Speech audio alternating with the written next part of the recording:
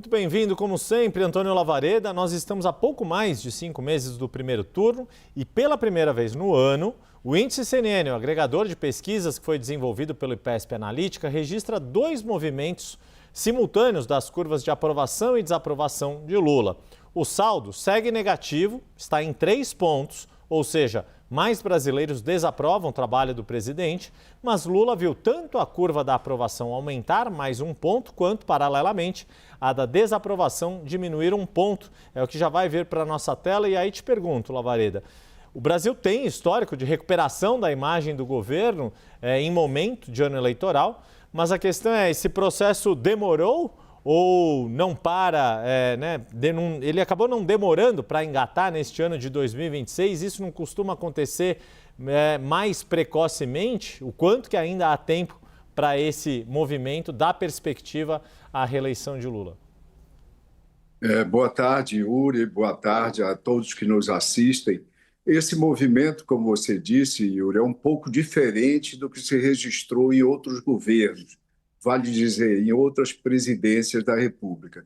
Em geral, e sobretudo quando os presidentes, os incumbentes eram candidatos à reeleição, esse movimento foi ascensional, ou seja, a elevação da aprovação e, como tal, dos saldos positivos, foi ascensional desde o início do ano e, de certa forma, regular, não houve grandes oscilações.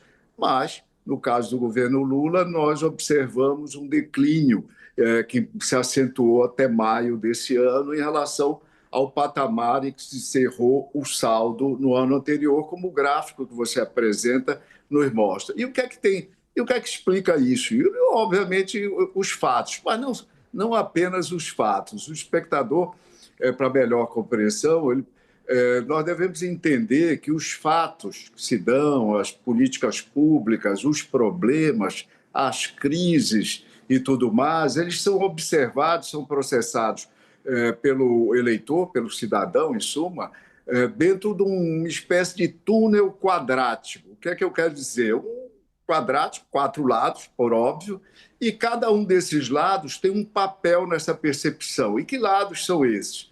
Em primeiro lugar, a experiência pessoal. Então, por exemplo, o cidadão vê o desenrola, então ele tem a experiência, ele é alvo ou não daquela política pública e ele vai usufruí-la ou não e ter uma posição sobre isso. De outro lado, você tem o noticiário, como é que está o enquadramento da política pública, do desenrola, etc. De outro lado, você tem os ataques, a crítica, a propaganda negativa. E de outro lado, e muito importante para os governos, a comunicação governamental. Em outras palavras, a propaganda. E, Yuri, quem ligar a televisão hoje, de alguns meses para cá, vai ver que a propaganda do governo federal, que era bastante escassa, está frequente e reiterada nessas principais políticas públicas. Melhor demonstração disso, Yuri, é o Desenrola. O Desenrola, até agora, foi utilizado, teve adesão efetiva de 1,5 milhão, grosso modo, de brasileiros. Pois bem, 1,5 milhão é 1% apenas do eleitorado brasileiro, mas o programa já tem um impacto muito mais efetivo, um impacto bastante substancial, contribuindo para a melhoria da aprovação do governo, Yuri. Já que você deu essa deixa, Lavareda, então vamos trazer dados de 2 institutos que vão nos ajudar a explicar isso. Tanto Datafolha quanto Quest vão nos ajudar nesta missão para explicar esses movimentos a partir da percepção do eleitorado sobre 2 medidas anunciadas pelo governo. Uma, no primeiro caso, o Lavareda já fez menção, o novo desenrola, a expectativa de que este novo desenrola vai ajudar a economia do país. No segundo, a aprovação do fim da taxa das blusinhas, daquela que ficou conhecida assim. Nesses 2 casos, Lavareda, a gente vê mais de 70% de aval da opinião pública. Mas eu me pergunto, ou melhor, eu te pergunto, se no caso do desenrola há risco dessa expectativa acabar sendo frustrada, que foi o que aconteceu, de certa maneira, com a isenção do imposto de renda para quem ganha R$5.000. Aqui já estão os 2 gráficos na tela. Do lado esquerdo, a percepção de que o desenrola para mais da metade vai beneficiar muito ou vai beneficiar um pouco a economia. E do lado direito da tela, 73% dizendo que o governo agiu certo ao pôr fim à taxa das blusinhas, Lavareda. Começando pelo desenrola, Yuri, vamos dar uma olhada nisso. O programa vem em função de uma realidade que também outro dado da pesquisa identificou, que era o seguinte: você tinha 47% da população endividada com bancos financeiras, cartão de crédito, dívidas desse tipo, basicamente financeiras. E desse percentual, desses endividados, 62% estavam em atraso, estavam inadimplentes, em suma. Então, o programa aparece para facilitar a vida dessas pessoas. Obviamente, com o passar do tempo, os juros altíssimos praticados no Brasil, por vários motivos que nós não vamos abordar aqui, poderão levar, provavelmente levarão brasileiros novamente, mesmo resolvendo suas dívidas atuar no programa, levarão à inadimplência, um bom número de brasileiros, porque a causa estrutural tem a ver, sobretudo, com o patamar elevado dos juros. Mas, de imediato, nos próximos meses, digamos, isso dá um alívio substancial. E lembrar que nós estamos numa temporada eleitoral, estamos distantes 4 meses da eleição. Então, é um programa que tem consequências efetivas do ponto de vista do sentimento, do mood da população. No que concerne à taxa das blusinhas, os números dessa mesma pesquisa do Nexus, do Instituto Nexus, são impressionantes, Yuri.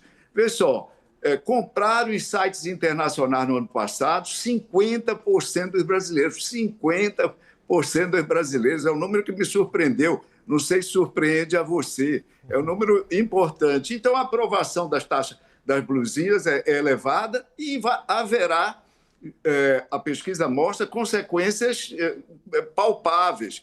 12% dos entrevistados disseram que vão comprar mais, passar a comprar mais produtos internacionais. E 16% disseram que vão voltar a comprar produtos que tinham deixado de comprar. Então, você veja, 28%, é quase 3 em cada 10 eleitores, positivamente impactados por uma medida governamental que, na verdade, Yuri, vem retificar o que, de certa forma, pode ser considerado um equívoco da criação dessa taxa lá atrás. Yuri, se o governo tivesse feito uma bateria de focus group, não precisava nem muitos, com 2, 3 focus groups, ia ter identificado à época que a medida era apenas desastrosa, Yuri. Pois é, falando em retificação, muito obrigado por me corrigir, Lavareda. Esses dados são do BTG Nexus nesse quesito ali do fim da taxa das blusinhas. Me equivoquei no nome do instituto, mas também vai ter dados depois da Genial Quest. Mas, Lavareda, a gente está tratando deste movimento, né, que ocorreu em paralelo, essas medidas do governo, o anúncio dessas medidas ocorreu em paralelo à principal crise vivida pela pré-campanha de Flávio Bolsonaro, que é, neste momento, o principal adversário de Lula e tem sido desde que foi colocado como pré-candidato do PL. Você vai nos trazer outro recorte do Datafolha que mostra o impacto na imagem do senador quando vieram a público as mensagens em que ele tratava do financiamento do filme Dark Horse com o ex-banqueiro Daniel Vorcaro. Já está na tela ali. 64% aqui, arredondando, 64%, estamos falando de 2/3 achando que ele agiu mal e 25%, 1/4, achando que ele agiu bem nesse episódio, Lavareda. Olha, Yuri, essa mesma pesquisa tem um outro dado que foi mais explorado pela mídia, que dizia assim, 88% dos eleitores de Flávio dizem que ele deve continuar a ser candidato independentemente desse episódio. Eu selecionei, né? Nós selecionamos esse gráfico para trazer, porque isso mostra que uma maioria impressiva da opinião pública não percebeu com bons olhos essa aproximação estranha para muitos, e até hoje, inclusive para alguns dos seus correligionários do candidato Flávio Bolsonaro, entre ele e o banqueiro Vorcaro. Então, veja uma coisa, 64%. Relacionando com os 88%, as pessoas, a maioria das pessoas, dos analistas, olhou os 88% como se fosse algo tranquilo para o candidato, esquecendo de avaliar que aqueles 12% que ficam faltando para os 100% dos seus eleitores, que são 43% naquela pesquisa, significam 5% do eleitorado total. Pois bem, Flávio Bolsonaro, se perdesse esses 5% no segundo turno, recuaria para apenas 38% e a margem de vitória no momento da pesquisa do presidente Lula sobre ele se alargaria para 9 pontos, Yuri.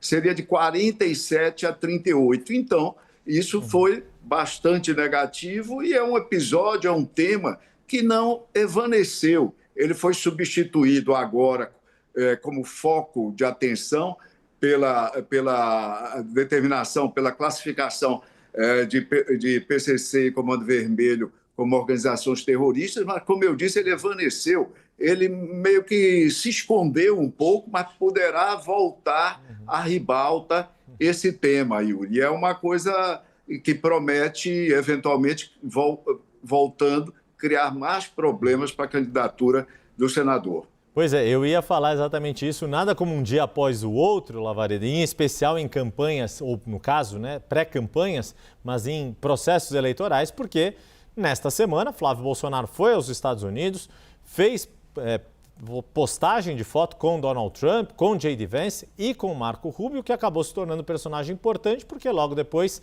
dessa viagem, assim que pisou aqui no território brasileiro, Flávio Bolsonaro, houve o anúncio da parte dos Estados Unidos justamente de classificar PCC e Comando Vermelho como organizações terroristas. E aí, agora sim, o dado da Quest que a gente traz, que é de novembro de 2025, mas que ainda tem a sua validade, com 73% dos brasileiros dando apoio a esta medida. 7 em cada 10 brasileiros dando apoio ao que fez os Estados Unidos e, de certa forma, o que a gente tem percebido, Lavareda, é que Flávio Bolsonaro quer colher os louros, render frutos para a sua pré-campanha justamente depois deste revés, Lavareda.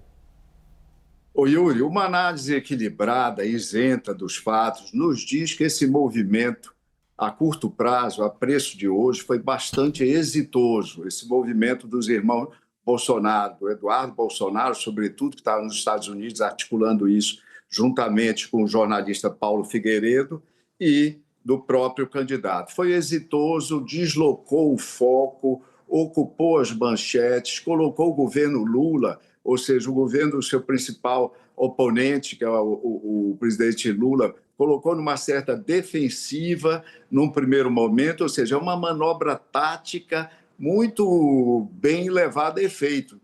Todos devemos reconhecer isso. Agora, passado o primeiro momento, os primeiros momentos, virão as análises técnicas. Boa parte dos especialistas na questão da segurança já levantam, já fazem ressalvas, já começa a haver um coro do mundo econômico de preocupações em relação às consequências disso para o setor bancário, para investimentos eventuais na economia brasileira. Ou seja, isso tudo pode nos levar numa direção que, eventualmente, essa adesão da população, que, como você bem lembrou, não deve ter mudado de novembro para cá, essa posição, que foi, inclusive, acompanhada pelos outros candidatos de direita, vale dizer, mas essa posição pode ser, digamos, essa posição maciçamente favorável pode ir sendo ponderada, digamos, mitigada por outras considerações. Mas, de qualquer forma, nesse momento, foi um gol do candidato, tentando, obviamente, substituir uma agenda que lhe era fortemente negativa, como nós vimos na tela atrás, mas que eu lembrei, que eu alertei, que não é alguma coisa definitivamente afastada. O Flávio Bolsonaro ainda não atravessou, no que concerne ao caso Master, o nosso Estreito de Hormuz. Yuri, ele continua transitando. E, para encerrar meu comentário, eu devo chamar a atenção, pelo menos a mim causou até uma certa surpresa, o nível de contundência da nota do governo federal, que já colocou um problema nos pés do candidato. Por que colocou um problema? Porque ele foi acusado nessa nota, a nota está no terceiro parágrafo, Yuri, que vocês já mostraram aí na programação da CNN. Alude a falsos patriotas envolvidos com crime organizado. Ou seja, em outras palavras, o governo brasileiro diz que Flávio Bolsonaro está envolvido com o crime organizado. Vamos ver as cenas dos próximos capítulos, Yuri. E haja capítulos até chegar o dia 4 de outubro, o primeiro turno das eleições deste ano. Nessa jornada toda, nesta novela, romance, como cada um queira classificar, nesta série de streaming, cada um com seus gostos, teremos sempre a companhia de Antônio Lavareda, sociólogo, cientista político e maior especialista em eleições no Brasil. A cada 15 dias, o quadro Índice CNN traz análise aprofundada da disputa política, baseada em dados, ferramentas e estatísticas, como nosso agregador de pesquisas que foi desenvolvido pelo IPESP Analítica. E isso é só o começo, tem muito mais pela frente. Lavareda, até a próxima. Te encontro em junho. Até a próxima, Yuri.